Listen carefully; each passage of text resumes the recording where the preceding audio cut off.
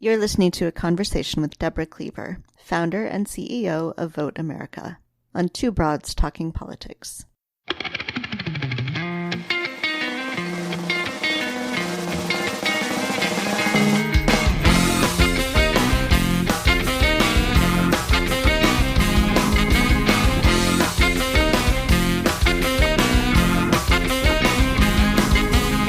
Are you listening? Hi, everyone. This is Kelly with Two Broads Talking Politics, part of the Dumbcast family of podcasts, and I'm on today with my co-host, Sophy. Hey, Sophy. Hey, Kelly. And today is 100 days out from the election, and so we are thrilled to be joined by Debra Cleaver, who is the founder of VoteAmerica.com. Hi, Debra. Hi, how are you? Great. Scared about 100 days out, but excited about 100 days out. We'll talk some about what Vote America does, but how did you get into this space? Before we started recording, you were saying, you had started sort of doing this as for fun before this was your job. But how did you get interested in voting and voting rights and the combination of technology and voting? So I would say, like many of us, my first democracy action was setting up a card table at my college campus and registering people to vote. That was sometime in the late 90s. I would say that went reasonably well. But I guess all of this work for me goes back to the 2000 election. I was watching the returns with some friends, and Florida went blue, and the election was called for Al Gore, and my friend smoked a joint, and at some point decided to go to bed, and I was like, I'm just going to stay up and keep watching. So I was the only one who was awake when someone found a box of ballots in Broward County, Florida, and suddenly Florida went from being blue for Gore to red for George W. Bush, and the outcome of the election was changing in real time. And, those of us who were voting back then know what happened. Ultimately, it was decided by the Supreme Court. But what actually happened was a whole bunch of shenanigans, and it seemed like the 2000 election was rigged. And my takeaway was that turnout in the presidential election was so low that someone could rig it by interfering with the count in a single county in America. I believe turnout that year was 56% of the voting eligible population. So I was pretty freaked out. And I was like, next presidential election year, I'm going to make sure the turnout isn't so low. So in 2004, joined a volunteer group called Swing the State, which was overtly partisan. It was my last partisan project. And people would volunteer with us online, and we would help them travel to swing states to do voter registration and get out the vote work with a bunch of other groups, including ACT, America Coming Together, which is no longer around, ACORN, which is no longer around, and League of Conservation Voters, which is still around. And so we were part of this nationwide effort to register millions of new voters.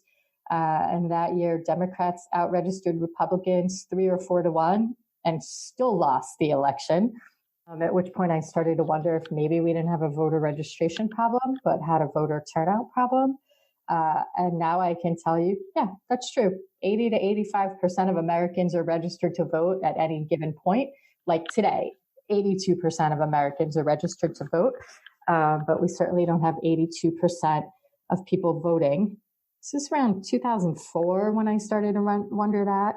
And by 2008, I launched another project called Long Distance Voter, which focused on increasing turnout by helping people vote by mail, because I figured there was a group of people who are already registered, who are highly motivated to vote, and just had some sort of roadblock that I could clear using the internet, because voting by mail is just a little bit more complicated than voting in person. And this seems so crazy now, but in 2008, the internet was completely silent on how to vote by mail. So pulled together a small group of friends that we were all professional investigators back then. We were all investigating police misconduct for the city of New York. So we were really great investigators. And we were used to getting cops to tell us things that they didn't want to tell us. So it was pretty easy to get secretaries of state to tell us how to vote by mail in their states, which honestly was only slightly easier than getting cops to talk to us. And we launched this website, which just had like a page of information for each state that just listed the steps of how you would vote by mail in your state.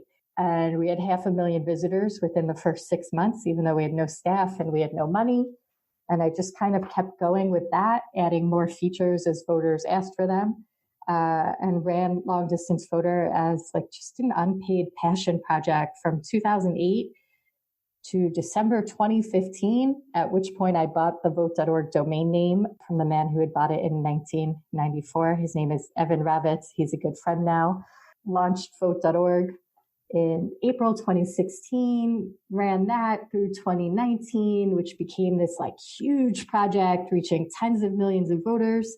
Left vote.org in 2019 and started VoteAmerica in 2019. And basically, there are a lot of overnight experts in the vote by mail space, but I've really been working on vote by mail since 2008. And it became pretty clear, I would say in March of 2020, that the November election was going to happen by mail. And I was like, great, that's what VoteAmerica should do. We have a ton of internal expertise on vote by mail. We have, a team of technologists who have only ever worked in the voter turnout space.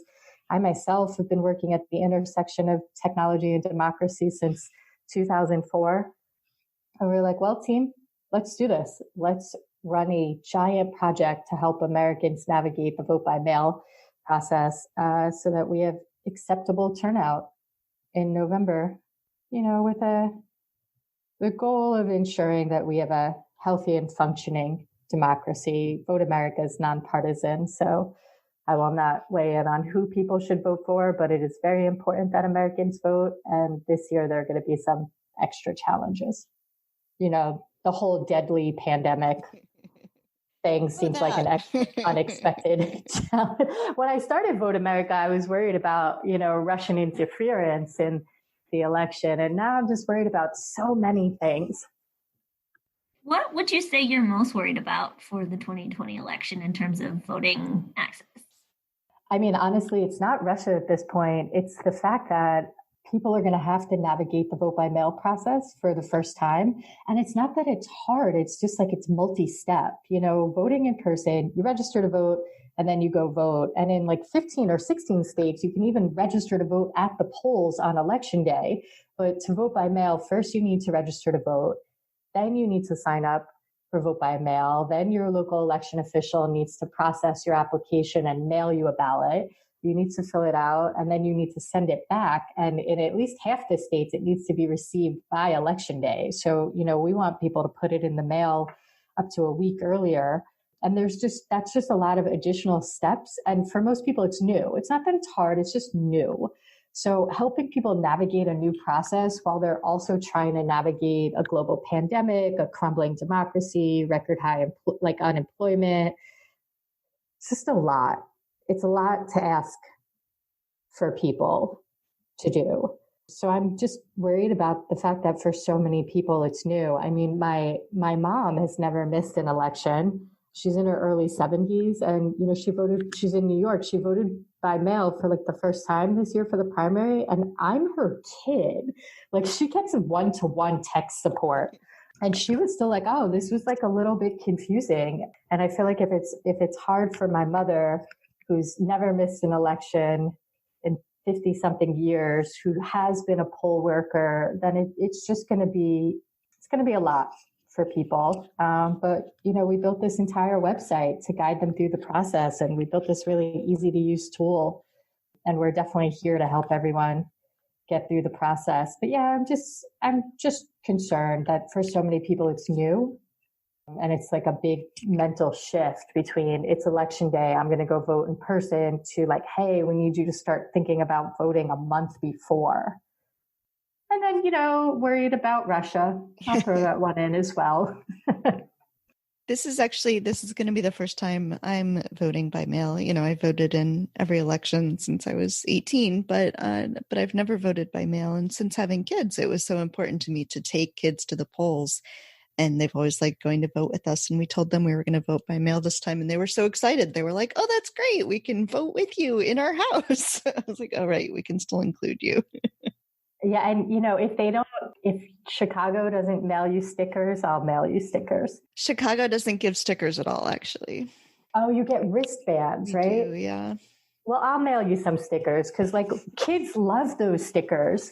And it's important that they vote with their parents. Obviously, I always voted with my mom. I honestly think it's why I grew up to start vote.org, is because I would get really excited about election day when I was 4. So not only does Wisconsin give out voter stickers, but they give out special stickers that say future voter to kids that come. Oh. Yeah, and they're really big and cool and shiny. So, that's fun. Yeah, it's definitely motivation. Ren loves voting. That's so cute. We actually own futurevoter.com. We just haven't launched anything yet. But we have a project designed to, target people who are under 18 and get them really excited about voting. And I'm happy to send stickers to little kids across the country. Well, if you need an 8-year-old, a 6-year-old, and a 4-year-old who want to help with Future Voter, I think we know where they are. Oh my God, we will take you up on that. You can get 8-year-olds really jazzed about voting. By the time they're 18, they just know they're going to vote. It's and ultimately, I do not want to spend my entire life on this. I just want to get little kids jazzed about voting. And then when they're 18, be you know what to do. Because that I think would be more fun and more cost effective than having to chase people throughout their lifetime. If I could just spend $3 sending stickers to little kids and not have to worry about them, I think that would be a pretty cost effective voter intervention. I like it. So tell me about using this antiquated technology of faxing to help in 2020 to help people get their ballots by mail. Okay, so this is going to be nerdy, but I think I can make it interesting. So most states let you register to vote online. We have over 40 states that will let you register to vote online, but most states do not let you sign up for vote by mail online. I think there's only 14 or 15 states that will let you sign up online. So people in other states need to actually print and mail their application, which is a problem because home printer ownership has been in the low single digits for well over a decade now. So you have kind of this perfect storm where if people want to sign up for vote by mail, they need to print and mail a form, but no one has printers. But it turns out there are a mess of states that will let you fax in your form, which is interesting because no one has a fax machine, but almost everyone has a cell phone at this point, a smartphone. And if you have a smartphone, we can actually help you use it as a fax machine. So what we did at VoteAmerica, which was a ton of legal research to confirm which states will let you fax in your vote by mail application. And then we added a feature to our pre-existing vote by mail tool that lets you sign your form by taking a photograph of your actual signature, really similar to how you deposit a check. And then we use computer vision to extract your signature from all the background noise. And we programmatically put your signature on the signature line of the form. And then we use the Twilio API to fax it in to your local election official. So for the voter, it's paperless. People already know how to deposit a check. We walk them through. We're now take a photograph of your signature, which is great. The whole process takes, 2.5, 3 minutes. But for the local election official, nothing changes. They've always accepted fax forms. They'll always accept fax forms. They don't really care if they're getting a lot of faxes. It's better for them because the forms are legible and they're filled out in their entirety. You can't get through our workflow without filling everything out. And the forms received that day. Instead of you printing it out, let's say you do have a printer, you can print it out. Then you need to find a stamp. You need to find a mailbox. It needs to be delivered. That takes 2 or 3 days. With our solution, it just goes through that day. I hope that all made sense.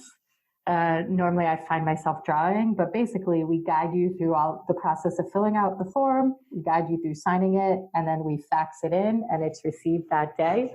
And I had piloted this for a few years at vote.org and found that voters really liked it and local election officials liked it. And we built out a better version at VoteAmerica.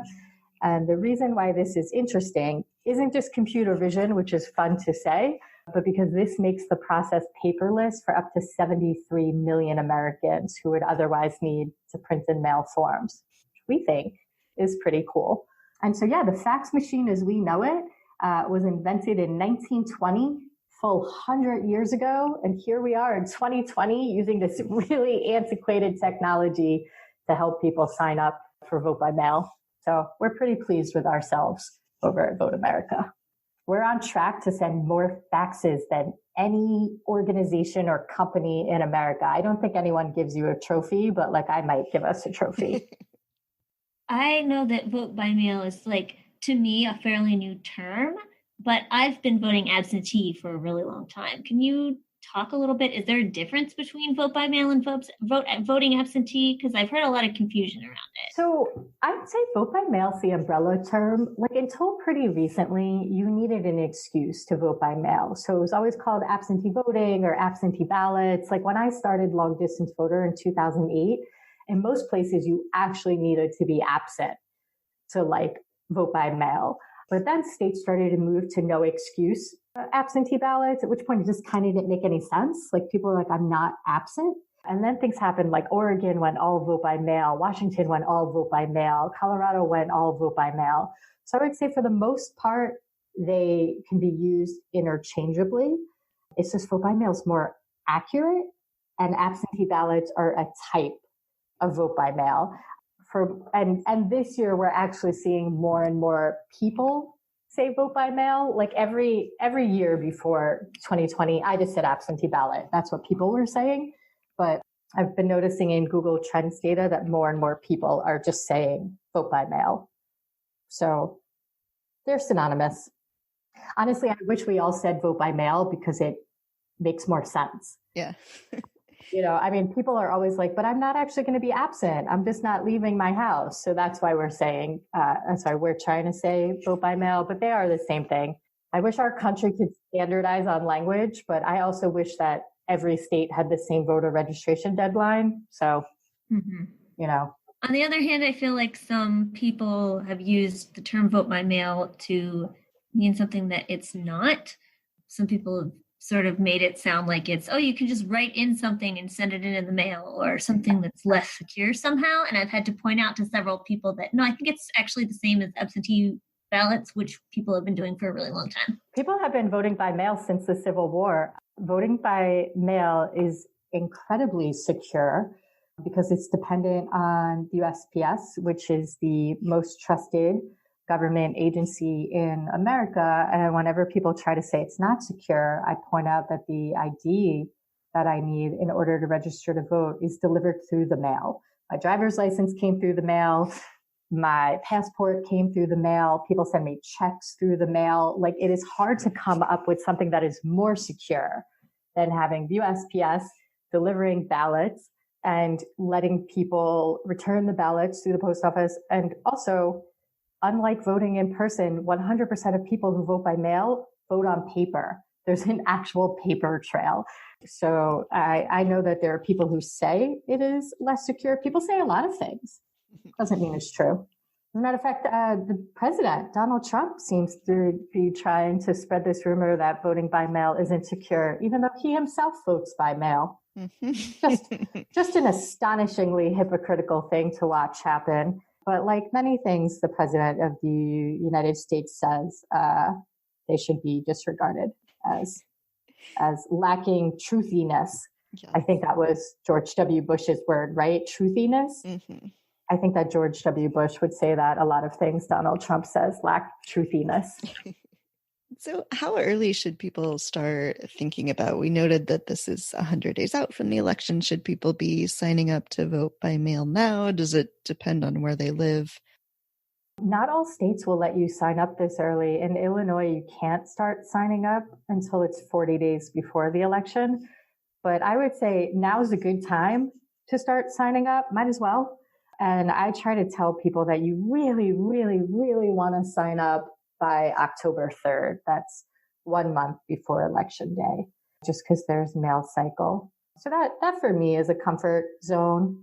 I think that you don't want to wait any longer than 30 days before the election. But you know what? Let's start today. Let's see what happens. Today seems like a good day. And tell us how they can use VoteAmerica to do that. Oh, that's fun. So VoteAmerica is a free, nonpartisan website. you can just go to voteamerica.com and click on the button that says vote by mail. And because some people still call it absentee ballot, we have an absentee ballot button, but it's the same exact tool. We just don't want to confuse anyone. And we will guide them through every step of the process, including sending them election reminders to let them know that like it really is time to check their mailbox and it's time to return the ballot. I promise it is as straightforward and easy to use as possible. And it works great on your desktop, on your laptop, on your iPad, on your phone. We'll just guide them through every step of the process. All right. Are there more things that you would like to make sure that we talk about today? You know what? Something I've been thinking about a lot is that states have it in their power to just decide to move to vote by mail for November. You know, California just decided that we were going to hold the November election by mail. And if people are looking for a little bit of activism, I would say that they should call their Secretary of State and point out that it is irresponsible to ask people to vote in person during a global pandemic and encourage them just to proactively mail everyone the ballots. There are 5 states where everyone just automatically receives a ballot. That's Oregon, Washington, Colorado, Utah, and Hawaii. And those 5 states have some of the highest turnout and the lowest cost of election administration. And it would be great if other states like follow their leads and just started mailing the ballots to everyone. It's expensive to have polling places. It's expensive to pay poll workers and to do all of that training. And as many things as are going wrong in 2020, this really presents a unique opportunity for us to introduce some common sense into our elections. Voting by mail is awesome. We should all do it. And states should just like take this chance to just move us all to vote by mail. Honestly, once people vote by mail, they never go back. I will note that in Illinois, you don't call the Secretary of State, you call the Illinois Board of Election. Everywhere else, you call the Secretary of State. You know what? That's true in Illinois and Wisconsin Board of Elections. But if you do call the Secretary of State and it's the wrong person, that person will definitely tell you who the right person is. They also might yell at me to stop telling people to call them, but that's okay. You know, it's always a good idea to call your elected officials and remind them that you exist. Also in Wisconsin, you can just go on mywivote.com and you can just click a thing that says send me an absentee ballot and it'll just send it to you. And you can also have it send it to you for like the next 4 elections. Yep. Wisconsin does a great job. Yeah, we suck at some other things, but we're pretty good actually at making sure we have a good voting website. Yeah. And our tools, after we collect like really basic information, if you're in a state that has a website, we're like, hey, your state has a website, you should go there. The reason we collect some of your information before we do that is the states, even the states that do a great job, like Wisconsin, they don't send reminders. So we do send reminders, but we always make sure to tell people if their state has a website so that they can finish up with the state. And Wisconsin really does have like a great website. Much better than California, much better. Aha, we're better than California at one thing. Mm-hmm. My favorite thing about living in California was the commercials that would say that California cows were happier and that good cheese came from happy cows and happy cows lives in California as a, direct dig at Wisconsin. Yeah. How did Wisconsin let us get away with that? I was just going to say, you guys have amazing cheese. I think we just didn't even we weren't even going to dignify that with a response, That's the right way to respond to that. Be like, okay, California, everyone hears you and we're ignoring you. I should say I'm a native New Yorker, even though I've been in California for like 15 years and I love California. There are times I just roll my eyes at my adopted state, but we do a great job with voting because anyone in California can just opt in for permanent vote by mail. And that's been the case for years now. So we do some things really well here. And we have election day registration, which is also awesome. By the way, this is the stuff I talk about at parties. I am not fun at parties. I'm like, let me tell you which states have election day registration. Honestly, it's probably good that it's a global pandemic because I am not even noticing that I don't get invited to parties because no one's having them. I don't think you're going to the right parties. Yeah. And next, when this is all done, we can all go to a party together and I'll be like, I'll be like the life of the party, like talking about voter ID laws and which states have great websites. And yeah, that's a good point. I'll go to better parties. All right. So everybody vote by mail, end the pandemic so we can go to better parties where we can talk about voting. That sounds great. I'm convinced. All right. Well, Debra, thank you so much for talking with us today. This is really exciting. I love the work that Vote America is doing. And I really, really hope that everyone is paying attention and is getting ready to vote by mail and not putting themselves in danger on Election Day. That sounds great to me. All right. Thank you. And we'll put a link to Vote America in our show notes, so everybody should go check it out. Thank you so much. Thank you for listening to Two Broads Talking Politics, part of the Dimcast Podcast Network. Our theme song is called Are You Listening? Off of the album Elephant Shaped Trees by the band Immunuri, and we're using it with permission of the band. Our logo and other original artwork is by Matthew Weflin and was created for use by this podcast. You can contact us at twobroadstalkingpolitics@gmail.com or on Twitter or Facebook at Two Broads Talk. You can find all of our episodes at twobroadstalkingpolitics.com or anywhere podcasts are found.